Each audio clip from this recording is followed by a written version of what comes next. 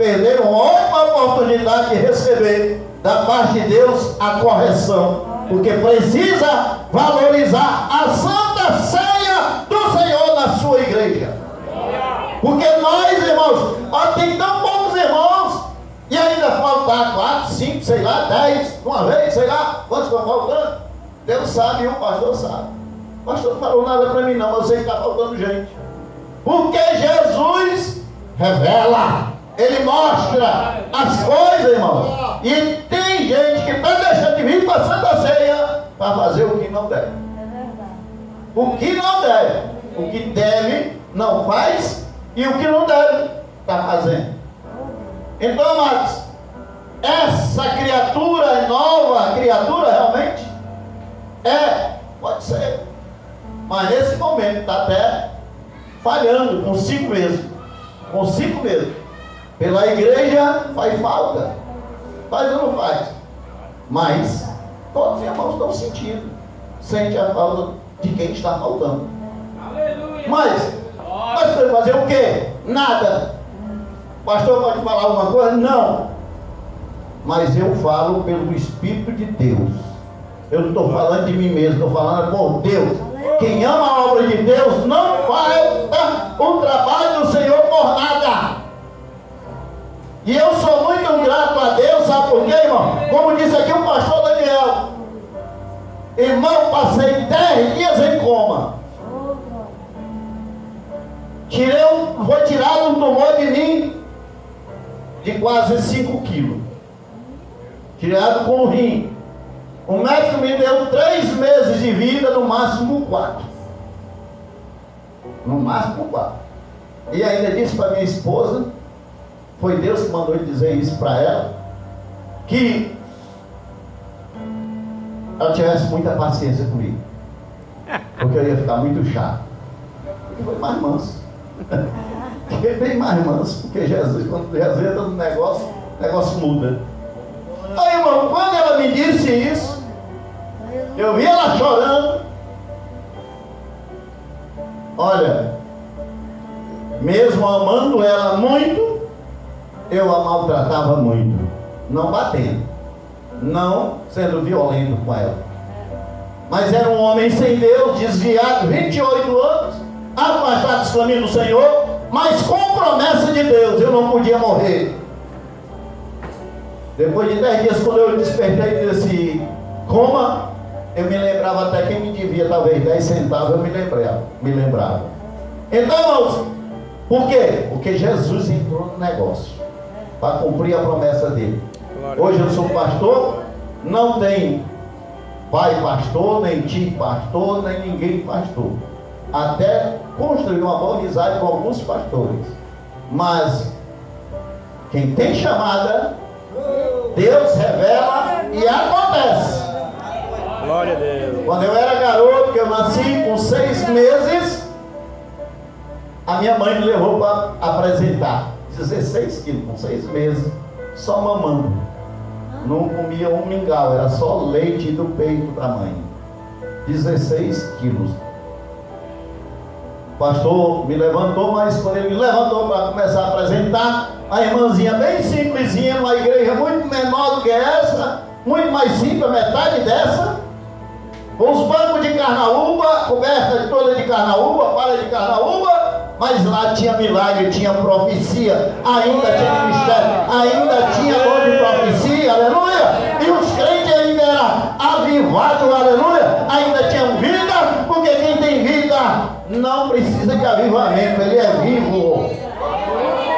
Hoje nós fazemos avivamento para isso e para aquilo, e tome avivamento e chama para fazer oração e mais oração, ora 15 minutos, 20 minutos, meia hora, para alguém ser batizado e as pessoas estão ali de braços cruzados desse jeito, olhando com os olhos esbuguelados, olhando para a gente como se fosse a gente que fosse batizado. Não busca o batismo no Espírito Santo. Mas a irmãzinha lá se levantou e disse uma profecia para mim. Eu, garoto, 6 meses de idade, eis que aí tem um dos meus, passará pelo vale da sombra da morte, mas na metade dos seus dias em diante apacentará o meu rebanho. Olha, E a minha mãe ficou me atanazando com essa profecia. Eu dizia, 16 anos me desviei dos caminhos do Senhor, ia até os 16 anos, porque minha mãe obrigava, mas com 16 anos eu achei que estava bom, estava valente, estava bom, né? Fui embora, desapareci no meio do mundo, a mala era um saco cadeado, era um nó. Ai, vocês estão pensando que é brincadeira? Não é da música do Luiz Gonzaga não, viu? Eu fiz. Sofri, irmão. Para mim eu peguei sozinho, ainda sobrou ainda. Mas Jesus é bom, mas levou eu para mesa de cirurgia. Quando ela me falou isso, irmãos, eu disse: minha filha, não chore, porque eu tenho uma promessa de Deus. Eu me lembro da minha mãe sempre dizia, né? Eu tenho uma promessa de Deus e eu vou requerer agora.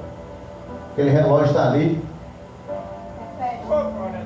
São 8, está correndo, liga demais. Irmãos, eu olhei para o relógio, era 10 horas em ponto. Agora não, no dia 31 de julho de 1996. Fazem 26 anos que eu recebi essa notícia. Eu ia morrer em 3 meses, no máximo 4. Mas quem me conhece hoje, quem me conhecia naquele tempo, se me vê hoje, pergunta o quê? O que foi que você fez, meu amigo? Que você passou o tempo, que você está mais novo que naquele tempo. Eu pesava 60 quilos. Fiquei pesando 60 quilos, meu peso foi 85 até 90 quilos.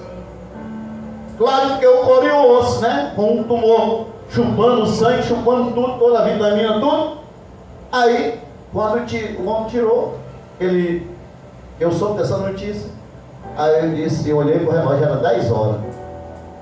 Aí eu disse: Deus, eu disse em pensamento. Eu disse para ela, tinha uma promessa. Só para, nem para aumentar a sua fé, não, e nem para alegrar a sua vida, não. É só para você acreditar que Deus faz milagre ainda, independente de você acreditar ou não. Se tem uma profecia de Deus na tua vida, ela vai se cumprir. Ela vai se cumprir. Queira ou não queira o inimigo da sua vida, Deus vai trabalhar para dar um jeito, uma maneira de resolver a causa para você. Você só está vivo porque Deus tem algo na tua vida, senão você já tinha partido. Aí ó o bruto, o ignorante, o homem ímpio como eu era, disse: Deus, se tu existe, que eu não creio que tu exista, e se é verdade o que minha mãe me falava, eu tenho uma profecia tua, uma promessa tua, portanto eu não posso morrer, mas tu me dirás dessa sepultura, eu irei fazer a tua obra. Irmão, mas eu disse isso em pensamento, não falei nada. Eu disse em pensamento. Não demorou, não terminei de falar tudo, aí eu apaguei. Eu tinha acabado de acordar naquela hora, apaguei de novo. Aí eu acho que ela começou a chorar de novo, né? Mas meu Deus, o homem saiu desse instante, acordou, já vai ter outra crise de novo. Misericórdia. Eu nunca perguntei isso para ela. Mas, amados, quando isso aconteceu de eu apagar, eu me vi deitado no leito, e do lado esquerdo, eu olhava para o lado esquerdo, tinha um ser vestido de preto, com o instrumento na mão, e Deus me fazia entender que aquilo era o anjo da morte. Lá era um ambiente com a placa, com forro, e esse ser, ele passava daqui para cima pelo forro. Não tinha, o forro não impedia ele passava por ele. Mas eu me assustava e me virava para o outro lado. Só quando eu me virava para o outro lado, mais ou menos na altura dessa cadeira aqui, era um patamar de luz. Eu comecei a ver um patamar de luz aqui ao meu, na cama. Aleluia. Só que eu estava desacordado. Mas ao mesmo tempo era como se tivesse um buraco aqui na placa, e lá estava eu, no meio, o Pai, o Filho e o Espírito Santo. Só que aqui, esse ser aqui, eu creio que era um anjo que estava representando Deus. Uma visão tridimensional. Ao redor dele estava cheio de luz, mas a luz era tão branca que tornava-se quase que azul. Ao redor dele. Ele olhava para mim, tinha um cinturão com uma fivela do tamanho de um prato. E um cinturão todo de ouro, tudo era ouro. E a roupa toda branca, alva como a neve.